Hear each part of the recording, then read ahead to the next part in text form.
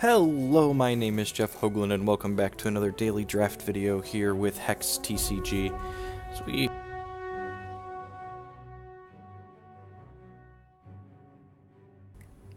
I muted my microphone there for a second. As we open up our first pack here, we have a few different things to take a look at.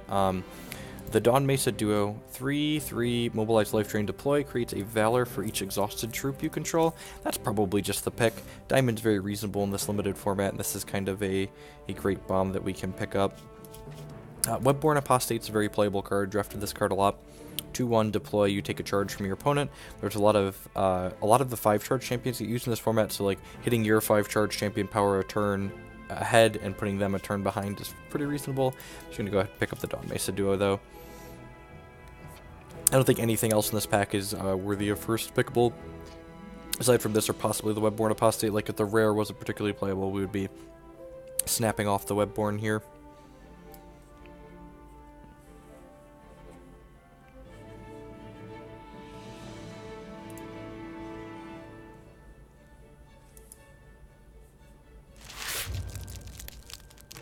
In pack 2 here, we have a few different choices. Things that jump out at me as immediately as playables are the Gallant Spearcliff as well as the Vigilant Duskwing here. There's also this diamond coin over here. As you know, I'm a fan of picking up the coins kind of aggressively. You often end up with too many playables in these formats, and the coins are just like very, very good at upgrading your shards. I think the pick here is between the coin and the Gallant Spearcliff. I think I'm actually just going to snake the coin. Although I guess if I take this, it sends the message that Diamond's not open. Yeah, I'm going to take the Spearcliff. Let's get our bomb thrower. I wouldn't fault anyone for taking the coin there, and it might objectively be correct to snag the coin, but this is a pretty reasonable troop. It's a 2/4 flight that makes a Valor, so 3/5 flyer that can be spread out. With Dawn Mesa Duo, we can stack right up on there. If we're already in Sapphire, I'd probably take the Vigilant Duskwing, but I don't think I want to commit to Sapphire in my second pick here.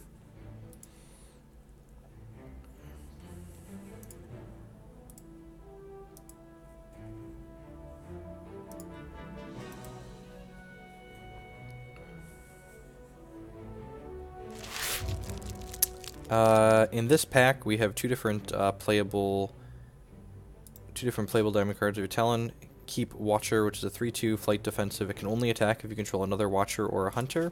There's also Storm Rider. This card's great. It's a 2/2 for 3 with flight, and it can one-shot revert a troop. Other cards that are playable in this pack are the Mosh Pit Gladiator. If you're already in Blood, this card's fantastic because you can put the gem in it that it can't be blocked by troops with power less than it, so it's mostly a 5/1 unblockable unless they have something exceptionally large. Cheap Shot is very playable removal. It's combat trickable as well as can kill some of the early plays. Conscripting a 1-cost troop is also not irrelevant. Pretty sure I just want to grab the Storm Rider though. This continues to send the message to the person I'm passing to that they should not be moving into Diamond.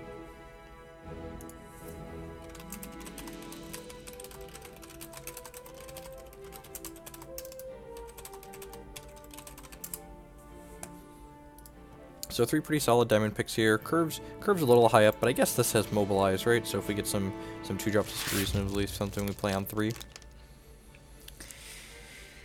This pack doesn't have anything particularly exciting in it. The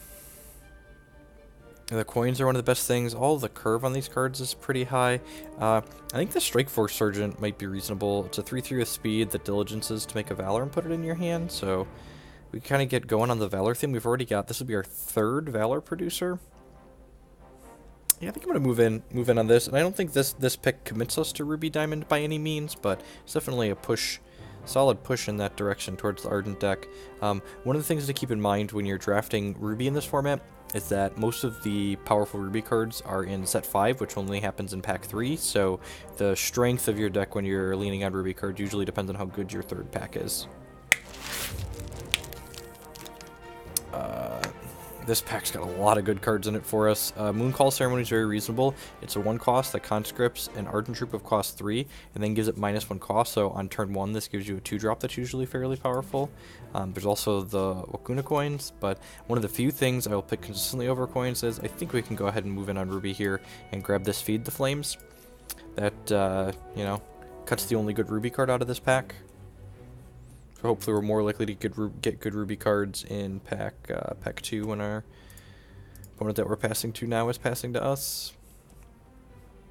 So yeah, happy to pick up the Strike Force Surgeon. Again, we want to try and work on filling out the lower curve here. If we're really fortunate, one of those 2 coins will wheel, but usually by the time they get down to like the 7th and 8th pick, they're gonna get snatched up by someone.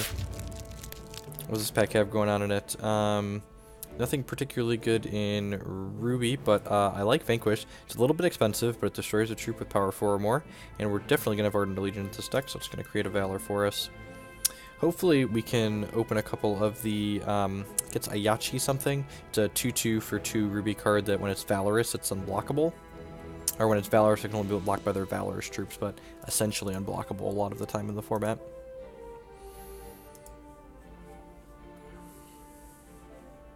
Ruby's a color that's usually fairly open in this limited format because of the risk associated with it, with a lot of the powerful cards in the Shard being in the 3rd pack.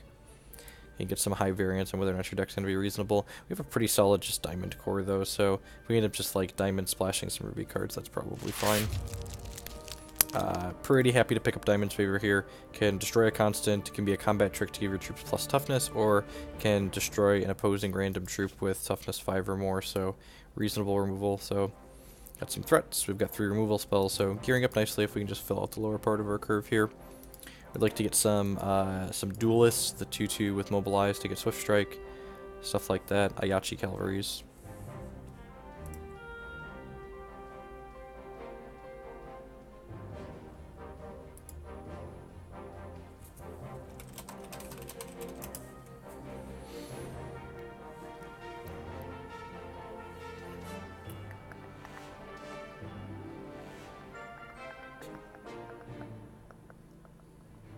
Up next, survey says this is the last new pack that we'll get to see for the first time, which is good because there's nothing particularly good in here. Maim Shrieker, never playable. This card is just pack filler. Scraptooth Gnasher. Exhaust a Scraptooth Gnasher Brewcrown Basher you control. This gets +3/+3 this turn. I think running the risk on going in on the Gnashers is probably worth it. I don't remember seeing another one in this pack, but if we pick up a couple Brute-Crown Bashers in the 3rd pack, Brute-Crown Basher is a 2/1 for 2 that says whenever you play a Gnasher or another Basher, it deals 2 damage to something. So if we can get 2 to 3 Gnashers between this pack and the next one, and then get a couple of Bashers in pack 3, it could be very reasonable. And there wasn't anything particularly good in that pack that we were super interested in playing anyways, so kind of a low-risk pick here. Outflank. Mobilize, combat trick, target troop control gets +2/+4 this turn, plenty reasonable. Friar Tusk is boardable against the Dreadlings deck, so that's fine. Silencing Sneak, if you're in Wild, is a pretty reasonable card, just like main deck constant removal, it's like an okay rate of 3/2 for 3.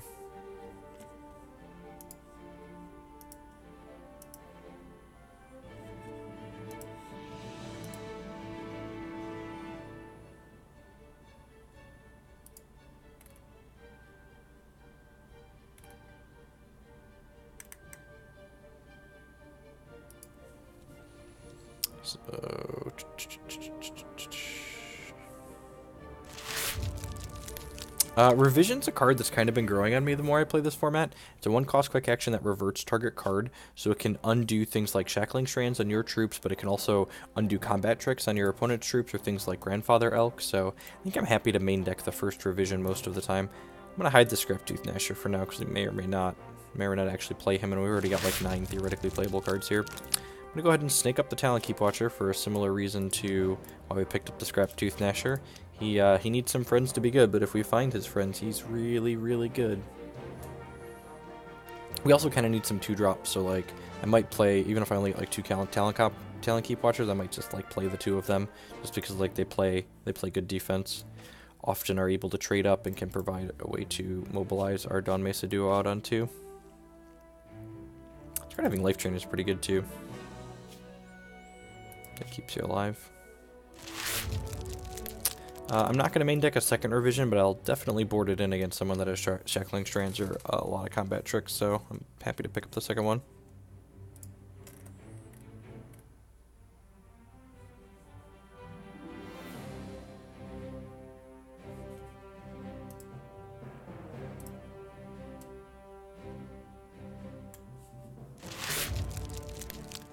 Nothing particularly exciting here. I'll take the Alarm-O-Matic. I've seen people play this card before, so it has a socket, and then you turn it into something that gets all the socketed powers of this. So I've seen in Diamond, they turn this, it can either be a 2-1 flight, an 0-5 with Skyguard, or a 4-2.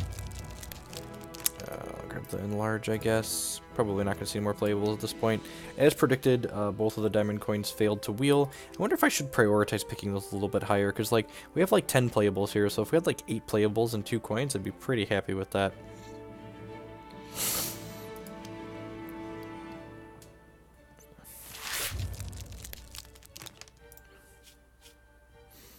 I don't think Distract is playable. Let's pick it up just in case. Maybe there's going to be a particular matchup where that could be useful. Roid Bot's a 1-1 for 1 that gives you a threshold of your choice, so like, kinda fixing. Alright, on Color Bomb. On Color Bomb. Boom Shroom. Okay, we got an off-color, literal bomb. Savor the flavor.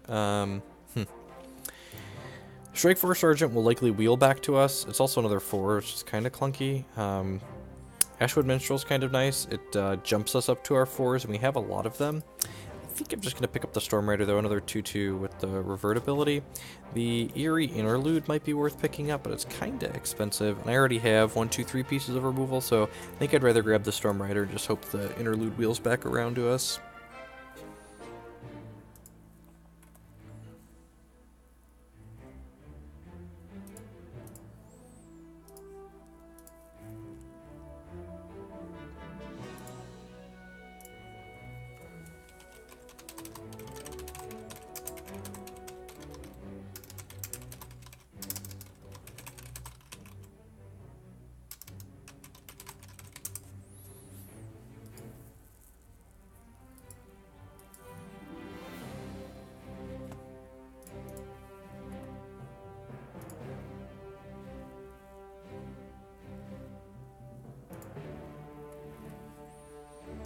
Next up, Pack 2. People still lamenting over their Pack 2 pick 1s.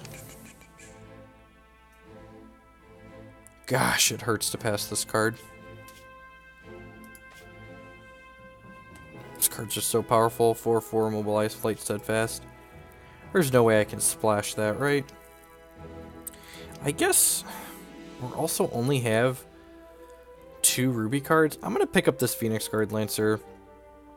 And we might splash this, or we might just pivot into Sapphire, depending on how this pack goes. This card's just such a bomb. I have a hard time passing it. 2 of our 3 pieces of removal are diamond anyways. Maybe we'll get really lucky and get like a Tinkertron or 2 in the 3rd pack. I guess we could theoretically play this Roid Bot for fixing too. We'll see. Maybe get like an off-color coin or 2.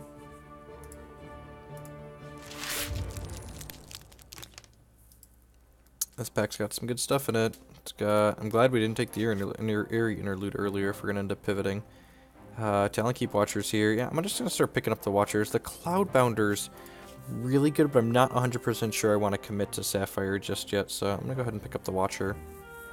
We may still end up in Ruby splash this. We could also, like, just focus on picking primarily Diamond cards in this pack, and then, like, depending on how Sapphire and Ruby go in pack 3, pivot to one or the other. Between this Roid Bot, though, and if we get like a Tinkertron and a Primal Prism in the 3rd pack, I might just splash this. I haven't played a 3rd shard splash in a while, but it's definitely a card worth splashing for. Alright, I'm glad I didn't commit. Mystic Naturalist, this is a 2-4 Diligence, summons a 2-2 flyer. I think this is just one of the best uncommons in the set, in my opinion, and I'm really happy to just, like, grab this up and, like, move into Diamond Sapphire because of that. I don't intend to start every draft by forcing Sapphire Diamond, but it feels like I just end up getting past the cards to do it. I don't know. Feel free to leave me comments in the comment sections about different packs and different lines you would do as you're picking, especially in the 1st pack, because I might have some natural bias towards this archetype just because I really like how it plays out games, but I feel like I'm not trying to force it, but we just keep getting, you know, Phoenix Guard Lancers and Mystic Naturalists passed to us. You gotta read the signals. When this card is getting passed to you, yep. All right. I did not force the archetype. The archetype came to us and was like, "Listen, Jeff. Listen. Are you listening? Are you home? Here's your second Mystic Naturalist, Jeff. Please play me."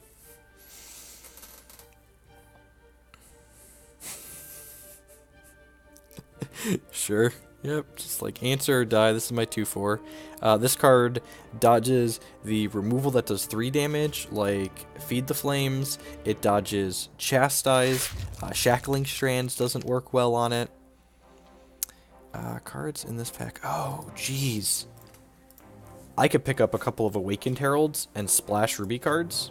Yeah, there's nothing in this pack I'm super interested in, and maybe we will end up splashing Feed the Flames and another piece of Ruby removal if we find it.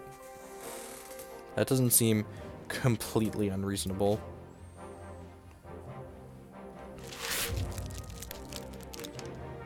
Pretty happy to pick up Cloudbounder here. Again, just one of my favorite cards in the set. 3/3 Flight Mobilize, and we've got enough 2s that will probably consistently play it on the 3rd turn. If that Wrist Spasm comes back around, we might actually play it with the Awakened Herald and a splash of Ruby. But I don't want to pick up Wrist Spasm over a Cloudbounder.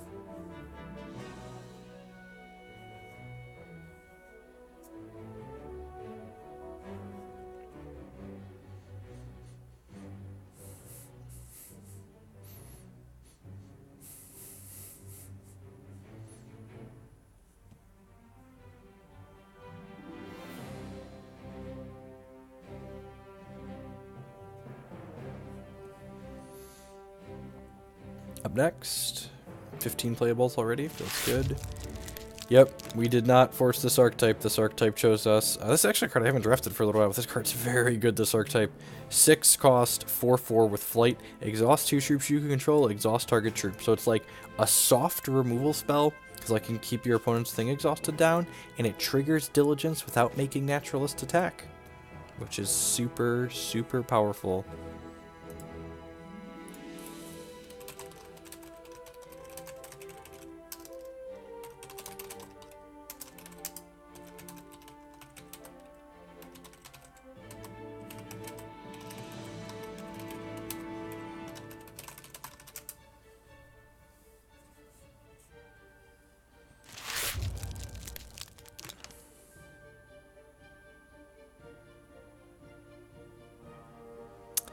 I'm going to pick up the Explosive Interlude here. We still may or may not splash some Ruby removal. And this is our original pack that came back around, so the Explosive Interlude did wheel. Interesting enough, the Strike Force Sergeant didn't. That's kind of things worth noting.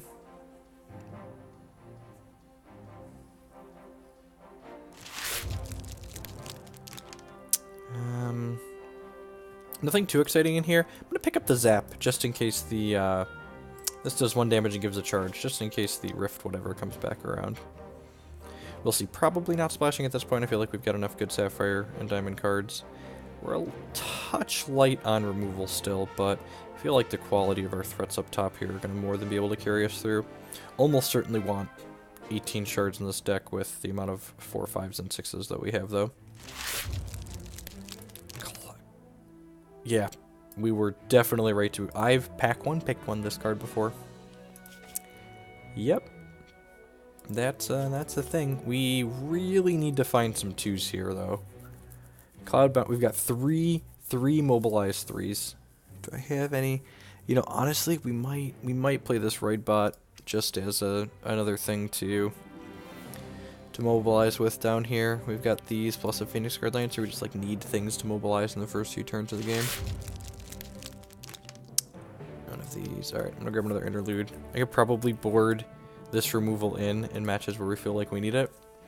I think this deck ideally wants 3 to 4 more 2-drops just so we consistently 2 into Convoke. I guess I'm taking an Arachnid. It's a 3-drop that we can play. That's not as good as a 2, but it's better than nothing. It's probably better than the Roid Bot. I really don't want to play this card. I guess the fixing's not completely irrelevant. Sometimes you struggle to get 2x of the threshold that you're looking for. No Razor Edge Duelists in this draft. Strange. Someone else must have been picking them up.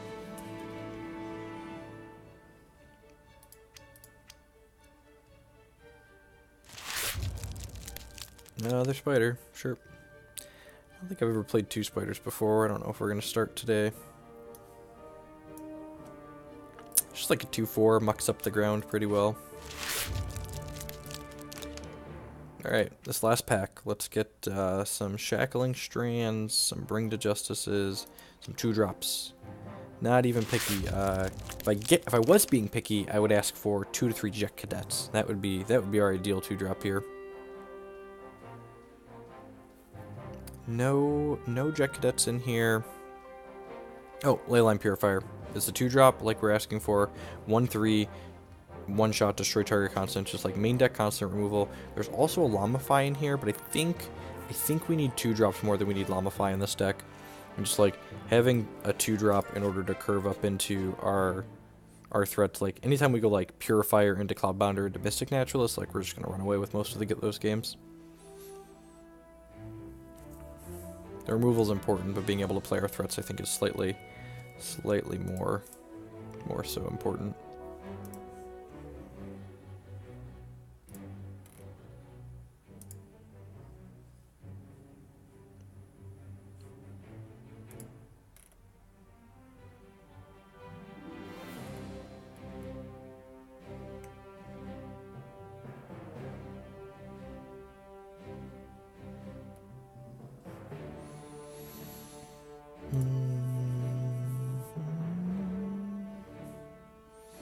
Folks reading all their set 5 cards.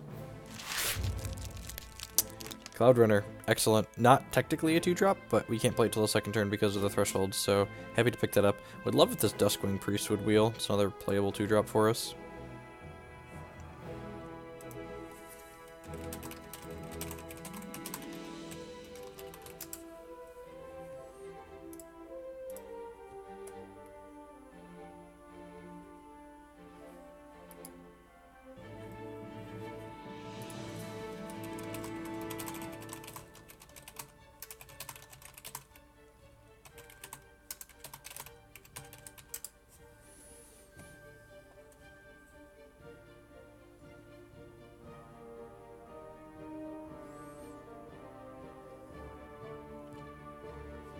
Would not mind a couple more Cloud Runners. Not terribly likely since it's an uncommon, but again, I want to flush out our lower curve here a little bit.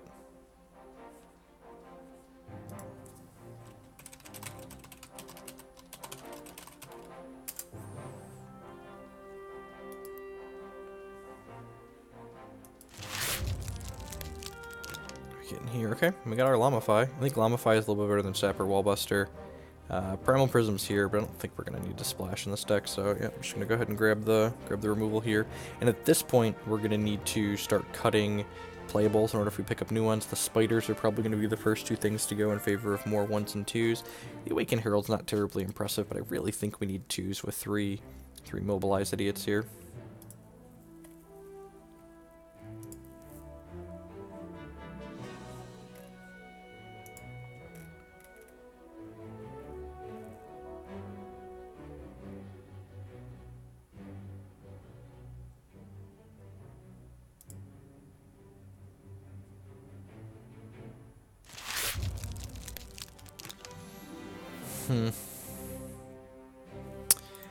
I guess the Hunter's the pick, right? I've got 2 Talon Keep Watchers down here. It's kind of clunky to add another 4 to the deck, but card's going to be reasonably powerful. So the Talon Keep Watchers can only attack if there's a Hunter or another Watcher in play. And when this comes into play, it gives all your Hunters and Watchers +1/+1 permanently. So like, it turns my 3/2s into a 4/3 that can attack, so you start hitting pretty hard.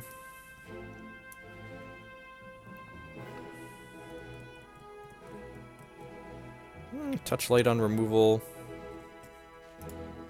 I feel like the word is out about Sky Spire Scholar, because I've not seen any of them in these last couple drafts that I've gone Sapphire in, and I really wish I did. This pack's actually kind of tough. It's got a War Party Guide and a Strider Scout that we both wouldn't mind picking up. Even this 1/4 for 2 is just like a reasonable way to muck up the ground.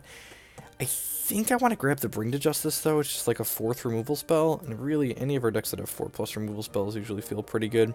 Especially decks like this, where a lot of your threats are evasive, so you can just like have quality answers to whatever their big threat is while you race them in the air.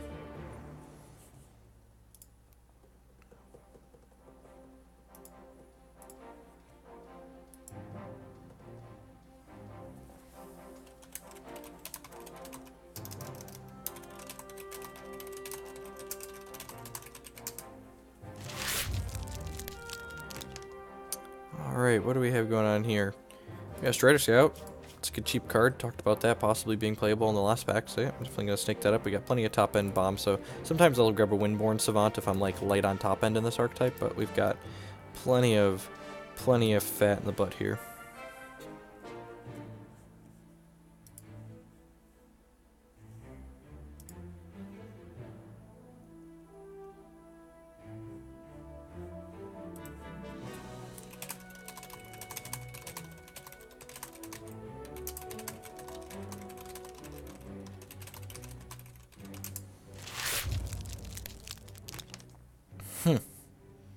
We talked about not having a lot of draw, so this battle agenda might be reasonable, just like draw 2. The Underworld Allegiance on it is take it or leave it. Yeah, I think I would have picked it up. I'm not a huge fan of Forlorn Soldier. I think we come up the ground enough, and I guess we're kind of light on things that muck up the ground. Yeah, I'm gonna grab the battle agenda. I don't even know if we're gonna play it. We're already kind of getting tight on things that are playable slots here. The outflank maybe doesn't need to be here. Wow, a Cloud Runner and a Jet Cadet. Huh.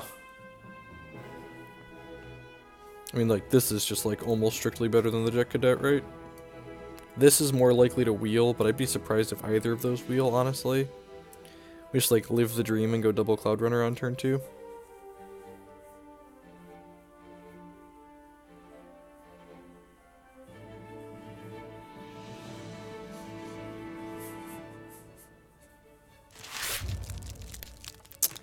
Yeah, I think I'm going to pick up the Guppy Glyphs here. Just like a piece of soft removal, basically. Being double Sapphire is kind of medium, but we've already got 2 Mystic Naturalists that are double Sapphire, so that's probably fine. I think I can cut this Awakened Herald at this point. Got 1, 2, 3, 4, 5 2-drops. Yeah, it's cutting it a little close. It's probably fine, though. Dawn Mesa Duo, we don't always want to just scam on 3-2, so... I'll grab Kismet's Curio in honor of my wife. This is one of her favorite cards, between the art and the random effect that it does. This gives you a Kismet's Whim, which transforms a card you control into a random artifact constant or troop with the same cost. Nowhere near constructed playable, but fun, casual Hex card. If there was a Hex EDH format, 10 out of 10, this is in every deck, just for the funsies.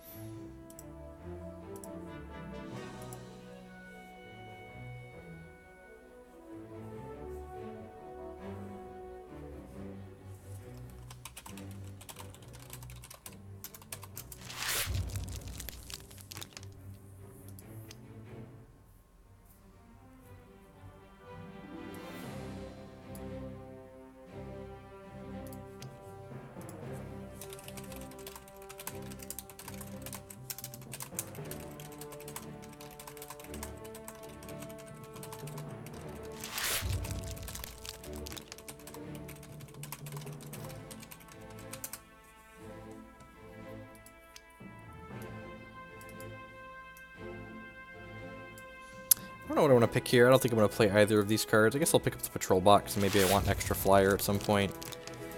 We're basically at the dredge end here. I've got 22 playables in here. Curve's a little bit clunky, but we're going to play 18 charge and just like hope to hit our resources most games.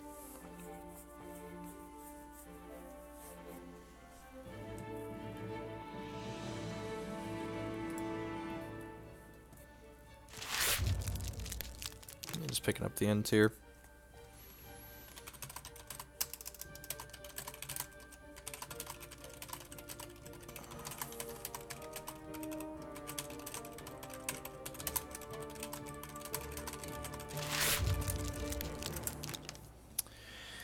Ardent Decree. We could technically splash Ruby, but again, we just like already have a bunch of playable cards here, so we have no reason to do that, even though we've got three pretty good Ruby cards.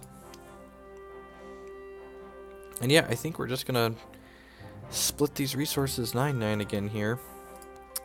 I could definitely see an argument for splitting them 10-8, but I feel like the fact that most of my Sapphire cards are double Sapphire, and like I want to play Cloud Runner early consistently means I just want to I just want to make sure I hit that. And again, I'm in love with Ada as the champion, so she's my flying gal. Makes 2 1/1 flying phantoms here. What's not to love for 5 charges? And 8 is another reason to, you know, lean heavy on your resources, because if you flood out a little bit and hit 10, you're happy to make 2 more phantoms in most games. As always, I'm Jeff Hoagland. Thanks for tuning in to today's installment of A Draft Today. If you're looking to support my content, you can do so in a few different ways. First, you can do so in a way that doesn't cost you anything at all. Hit that subscribe button there on YouTube, follow me on Twitter, and follow me on Twitch to get notifications about all of my content when it goes live, and just watching my stuff. Watch the draft video every day. That's one of the best things you can do. Share it with your friends if you enjoy it. If you want to support me beyond that, you can do so by subscribing on Twitch for $4.99 per month, or becoming a patron on Patreon for varying amounts. Also, if you're a Hex player and you're going to buy some Hex singles for a constructed deck anyways, Hex Primal here, their advertisement to my right, they buy and sell Hex TCG singles, and you can go on their website, and if you use the code JEFF5, you'll be able to get 5% off of your order while simultaneously supporting the stream. Catch y'all tomorrow for another draft.